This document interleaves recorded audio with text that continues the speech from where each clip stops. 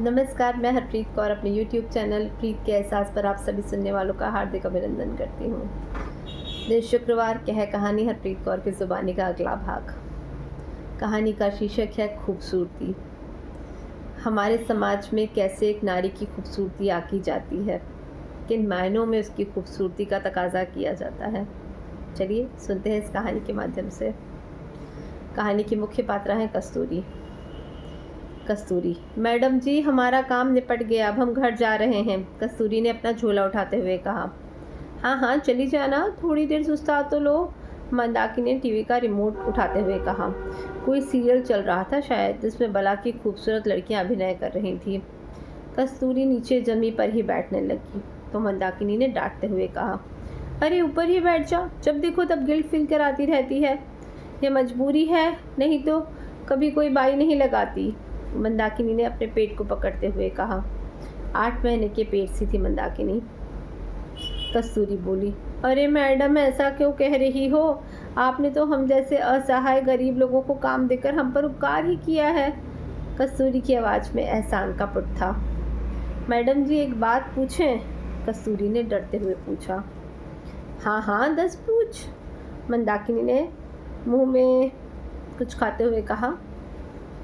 जो हीरोइन कितनी सुंदर होती है ना, कस्तूरी ने मासूमियत से कहा।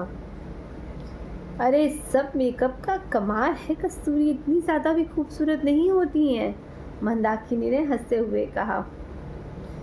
क्या मेकअप से हम भी खूबसूरत लग सकते थे, कस्तूरी ने फिर से सवाल किया। उसकी बात सुन मंदाकिनी आश्चर्य से उसका मुंह देखती रह गई। ठीक है मैडम जी हम चलते हैं, बच्चे इंतज़ार कर रहे होंगे, बिटिया के एग्ज़ाम होने वाले हैं।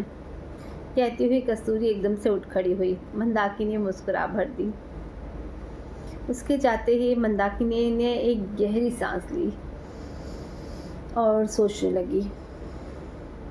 खूबसूरती की कितनी तुच्छ सी परिभाषा हमारे समाज द्वारा निर्धारित कर दी गई है। गोरा रंग और सियों के तीखे नाक नक्श यानी शारीरिक सुंदरता।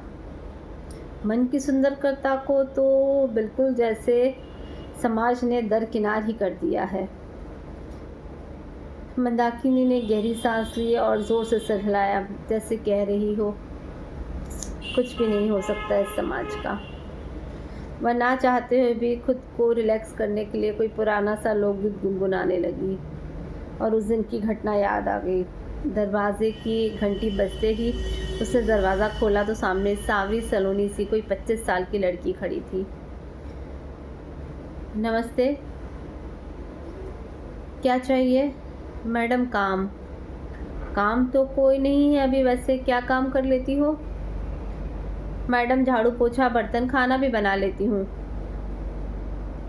सच में खाना भी बना लेती हो? हाँ हाँ बना लेती हूँ। ठीक है कल से आ जाना। धन्यवाद मैडम, आपने मेरी बहुत बड़ी समस्या हल कर दी, उसने दोनों हाथ जोड़ते हुए कहा। अगले दिन से वह काम पर आई। मंदाकिनी के पति जतिन को भी जब इस बारे में बताया तो वो भी बहुत खुश हुआ, क्योंकि उसके घर बैठे ही बहुत बड़ी समस्या जो हल हो गई थी। खाना तो इतना लजीज बनाया कस्तूरी ने कि पूरा घर ही कस्तूरी से महक उठा। घर में कौन कौन है तुम्हारे? मम्मी पापा और 2 बच्चे मेरे। और पति? मंदाकिनी ने जिज्ञासावश पूछ लिया था। वे हमारे साथ नहीं रहते, उसने संक्षिप्त उत्तर दिया। मंदाकिनी ने आगे पूछना उचित नहीं समझा। मंडप पूछा नहीं आपने, मुझे उन्होंने क्यों छोड़ दिया? उसका प्रश्न सुनकर मंदाकिनी चौंक गई। मैं बदसूरत हूँ ना, मोटी नाक, बड़े दांत और काली चमड़ी, कहते हुए वह रुआंसी हो गई। तथा कथित खूबसूरती से वह कोसों दूर ज़रूर थी, लेकिन उसके भीतर एक कुशल स्त्री के सभी गुण मौजूद थे, जो उसके पति को शायद नज़र ही नहीं आए। कितनी शालीनता है इसके व्यवहार में, और कर्तव्य निष्ठा भी।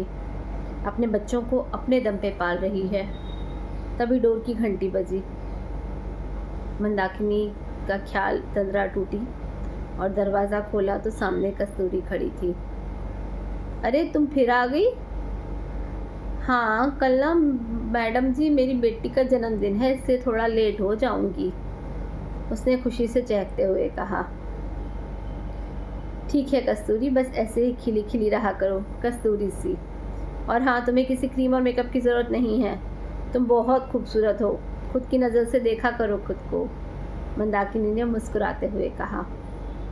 हाँ मैडम जी, तभी तो जिंदा हैं, नहीं तो कब के खाक में मिल गए होते। उसने हंसते हुए जब जवाब दिया तो मंदाकिनी की सारी शंकाएं और डर धरे के धरे रह गए। उसे बहुत खुशी हुई कि कस्तूरी अपने दम पर अपनी खूबसूरती के साथ जी रही है, ना कि तो समाज की दी हुई परिभाषा के बलबूते। खूबसूरती के मायने अब समाज में बदलना ज़रूरी हो चुके हैं, है ना? अपनी राय ज़रूर दें, अपने कमेंट के माध्यम से बताएं कहानी कैसी लगी। साथ ही सब्सक्राइब करना ना भूलें मेरा चैनल प्रीत के एहसास। बहुत शुक्रिया।